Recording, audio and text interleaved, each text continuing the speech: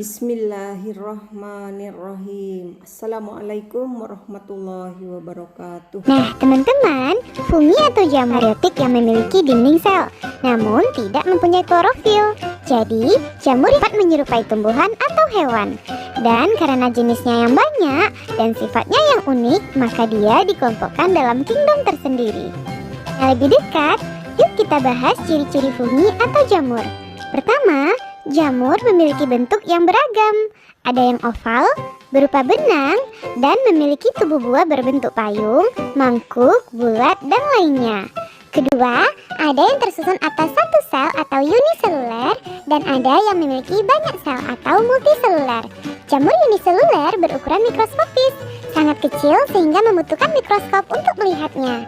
Jamur multiseluler ada yang berukuran mikroskopis dan ada juga yang berukuran makroskopis. Ciri selanjutnya. Meski bentuknya mirip dengan tumbuhan, jamur tidak memiliki klorofil, sehingga jamur tidak bisa menghasilkan makanan sendiri. Oleh karena itu, jamur bersifat heterotrof. Ia dapat hidup dengan menyerap nutrisi dari organisme lainnya. Karakteristik jamur berikutnya adalah memiliki struktur tubuh berupa hifa, yaitu sel memanjang berupa benang. Susunan hifa terdiri dari hifa vegetatif yang berguna untuk menyerap makanan dan hifa generatif sebagai alat reproduksi untuk menghasilkan spora. Kumpulan hifa yang bercabang disebut miselium. Miselium vegetatif untuk menyerap makanan dan miselium generatif untuk menghasilkan spora. Sampai di sini teman-teman udah bisa mengenali jamur dengan keunikannya ya. Jika jamur harus bergantung pada organisme lain, bagaimana cara jamur hidup? Nah, kita tahu pada umumnya jamur dapat berkembang biak dengan baik pada lingkungan yang lembab dengan pH rendah. Jamur dapat memperoleh zat organik makanannya dengan 3 cara. Pertama, saprofit. Jamur akan mengambil zat organik dari sisa organisme mati atau bahan seperti pada roti. Jamur dengan sifat ini berperan sebagai dekomposer dalam ekosistem. Berikutnya, parasit. Jamur akan mengambil zat organik dari organisme hidup yang menjadi inangnya. Jenis jamur ini umumnya dikenal dengan jamur patogen atau penyebab penyakit. Terakhir, mutual. Jamur mengambil makanan dari organisme hidup tetapi saling menguntungkan. Seperti pada jamur yang bersimbiosis dengan ganggang biru membentuk likens atau lumut kerak. Cara hidup jamur disesuaikan dengan struktur tubuh yang dimiliki oleh jamur. Secara umum, struktur tubuh jamur terdiri dari tudung atau kap jamur, lamela yang jika dipotong kecil di dalamnya terdapat hifa, inti sel, dan septa. Kemudian pada tangkai jamur ada cincin, stipe atau tangkai buah, volva, dan kumpulan cabang hifa atau miselium pada bagian bawah jamur. Selanjutnya, bagaimana cara jamur memperbanyak diri? Sebagai makhluk hidup uniseluler dan multiseluler, jamur memiliki 2 cara reproduksi, yaitu dengan cara vegetatif atau aseksual dan secara generatif atau seksual. Yuk kita bahas satu persatu. Pertama, reproduksi vegetatif atau aseksual. Pada jamur uniseluler akan membentuk kuncup atau tunas untuk menghasilkan keturunan. Sedangkan pada jamur multiseluler akan melakukan proses fragmentasi hifa sehingga potongan hifa yang jatuh pada lingkungan yang menguntungkan akan tumbuh menjadi jamur baru.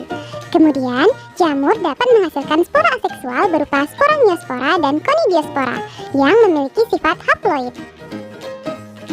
Reproduksi jamur secara seksual dimulai dengan cara penyatuan hifa atau singgami yang terdiri dari proses plasmogami atau penyatuan plasma sel dan karyogami, penyatuan inti sel. Spora seksual yang dihasilkan secara singgami dapat berupa zigospora, askospora, dan basidiospora. Nah, berdasarkan cara reproduksi seksualnya, jamur diklasifikasikan menjadi 4 divisi, yaitu askomikotina, basidiomikotina, deuteromikotina, dan zigomikotina. Bagaimana perbedaan keempat divisi tersebut? Kita akan membahasnya lebih detail. Kita mulai dari divisi zigomikotina. Divisi ini memiliki spora seksual berupa zigospora yang berdinding tebal pada masa istirahat, sehingga dapat bertahan pada kondisi kering selama berbulan-bulan. Hifa jamur ini bercabang tapi tidak bersekat atau zoenositik.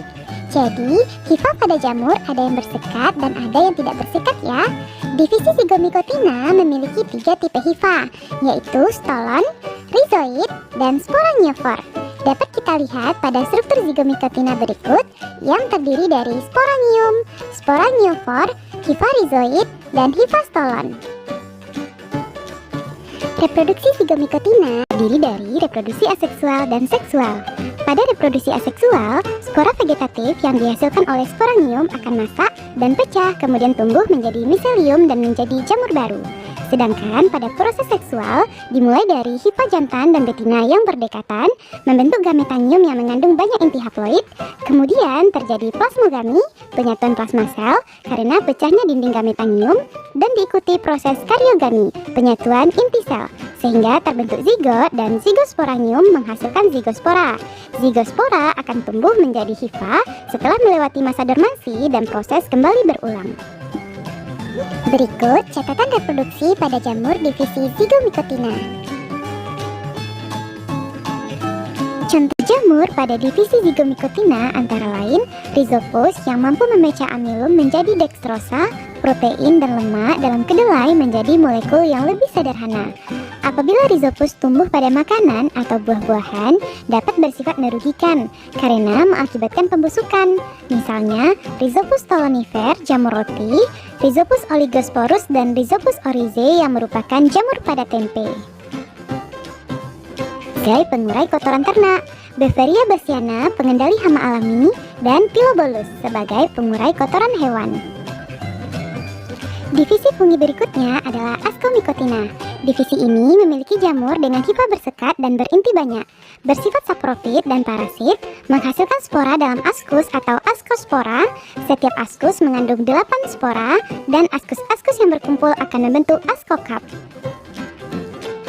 Bentuk-bentuk askokap. Ascomycotina uniseluler bereproduksi dengan membentuk tunas, sedangkan multiseluler dengan cara fragmentasi miselium dan pembentukan conidiospora. Sedangkan secara seksual, Ascomycotina uniseluler dengan cara konjugasi dan multiseluler dengan cara senggami. Dimulai dari askospora tumbuh menjadi hifa, kemudian bercabang membentuk miselium. Ujung miselium berubah fungsi menjadi askogonium atau oogonium dan anteridium yang berpasangan. Kemudian terjadi plasmogami dan karyogami melalui trikogin, sehingga terbentuk nukleus diploid atau zigot. Nukleus diploid mengalami meiosis menghasilkan 4 sel haploid yang akan mengalami mitosis dan menghasilkan 8 askospora yang akan tumbuh menjadi hifa baru dan proses kembali berulang.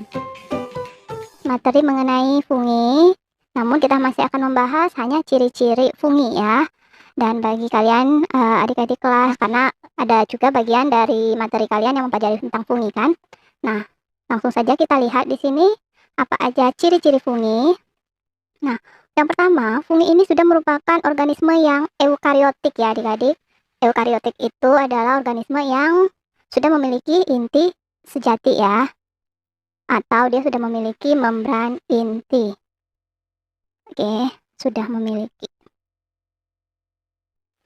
Nah, selain jamur atau fungi, eukariotik lainnya yang paling sederhana itu protista ya, masih ingat materi sebelumnya. Nah, kita lanjut lagi. Ciri berikutnya adalah fungi ini memiliki dinding sel ya adik-adik. Namun berbeda dengan plantae atau tumbuhan, yang paling utama penyusun dinding selnya adalah kitin. Jadi kalau kita lihat gambarnya seperti ini, nah ini adalah kitin ya. Nah, dinding sel pada fungi berada di mana?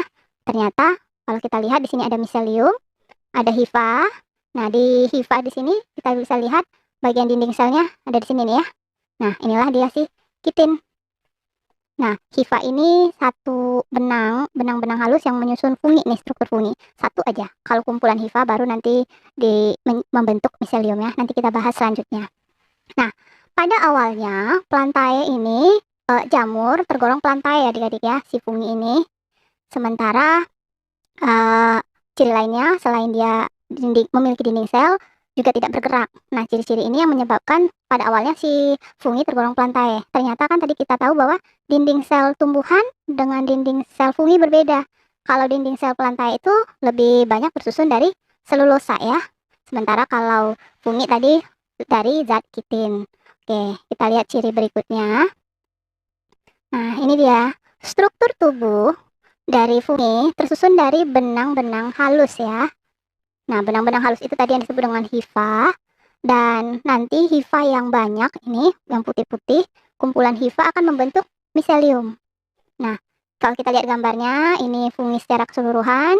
Di sini miselium, hifa yang banyak. Nah, satu benangnya yang disebut dengan hifa.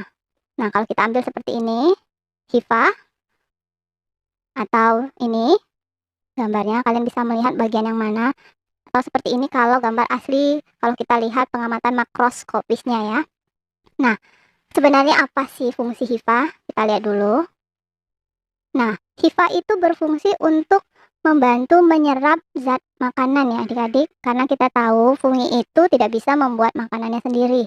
Jadi dia akan mengambil dari inang atau nanti dia bersimbiosis. Nah, untuk mengambil zat makanan itu, untuk dapat menyerap, itu dilakukan oleh hifa. Tapi hifa vegetatif.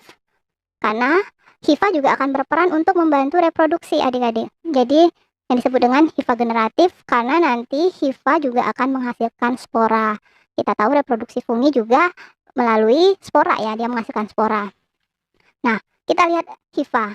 Hifa juga ada yang bersekat adik-adik ini.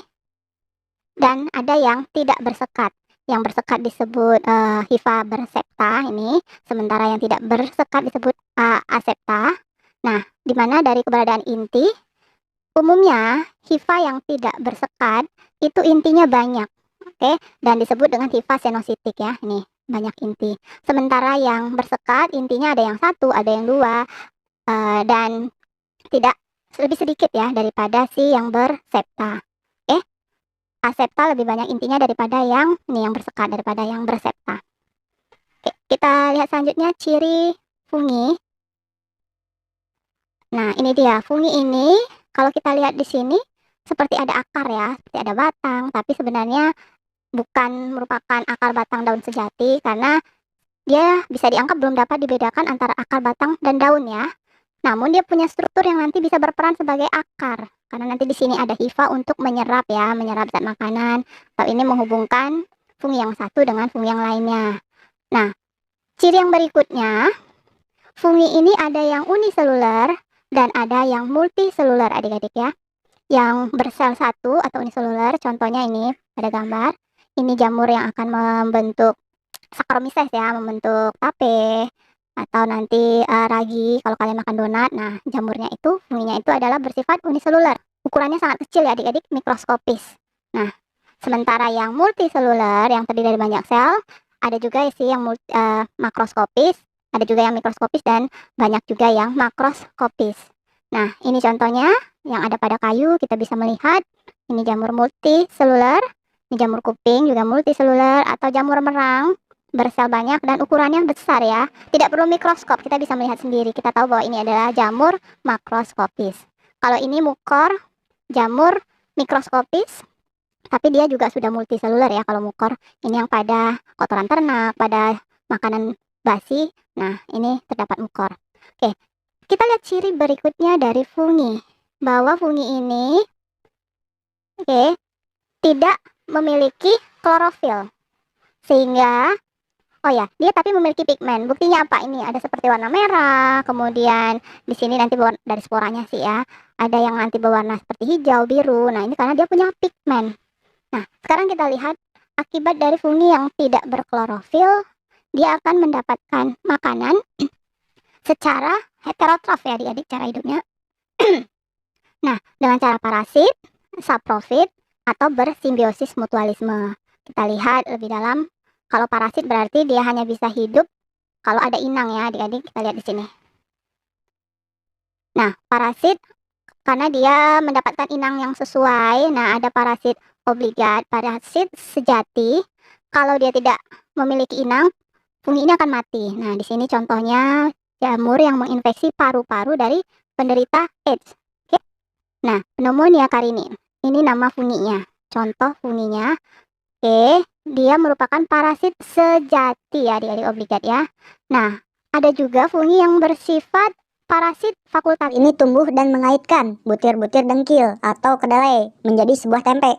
Jamur ini berkembang biak dalam lingkungan yang lembab, kurang cahaya, dan anaerob.